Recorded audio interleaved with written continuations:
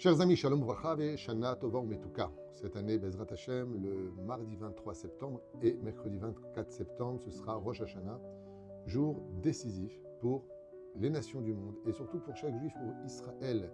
Dans cette période si compliquée dans laquelle nous sommes, on a, comme tous les ans, le devoir de nous préparer à nos minagim, aux lois juives, une fois qu'on a chanté les slichot, demandé pardon, fait ce que nous avions à faire, nous améliorer dans nos comportements, Bezrat Hashem, pour être meilleurs les uns vis-à-vis des autres, et nous souhaiter à chacun, Bezrat Hashem, Shana Tova. Comme un jour, je l'ai dit récemment à quelqu'un, au lieu de prier pour qu'il dégage de ta rue ou de ton quartier, prie plutôt pour qu'il fasse des chouvas et devienne un vrai ami. On commence avec ce premier minag, Bezrat Hashem, qui n'est pas des moindres, le minag de Atarat Nedarim. Atarat Nedarim, annulation des vœux. Car vous savez qu'une grande partie des obstacles de notre vie et de notre mazal, c'est-à-dire de notre réussite, vient du fait qu'on est promis des choses, on a fait des vœux et on ne les a pas réalisés.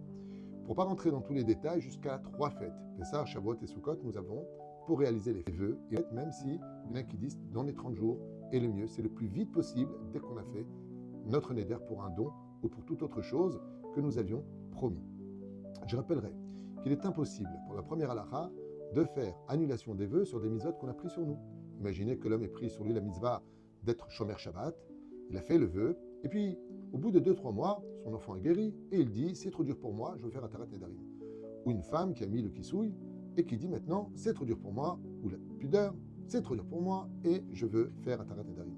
On ne peut pas faire une annulation des vœux sur un jurement que nous avons tous fait ensemble le jour du don de la Torah.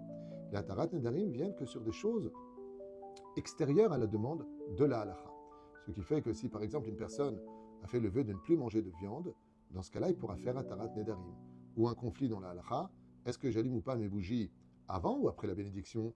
Avant, comme le fait le Ben Ishraï, ou le Rabbi Lubavitch, et d'autres possibles, comme le Rama. Ou après, comme la Shita des Sfaradim, le Shulchan Aruch. Dans ce cas-là, on fait Atarat Nedarim, et on d'abord dira la bénédiction, puis ensuite, on allumera les bougies.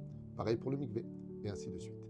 Ainsi donc, Atarat Nedarim, c'est un desktop, je dirais avec un peu d'humour, c'est une façon de libérer Bezrat Hashem tous les vœux de l'année avec 10 personnes qui seront assises et feront l'annulation des vœux, le grand, pas le petit. Pour les femmes et pour les enfants, le mari peut tout à fait vous représenter. Pour les filles qui sont à la maison non mariées, votre père pourra vous représenter. Shana Tova.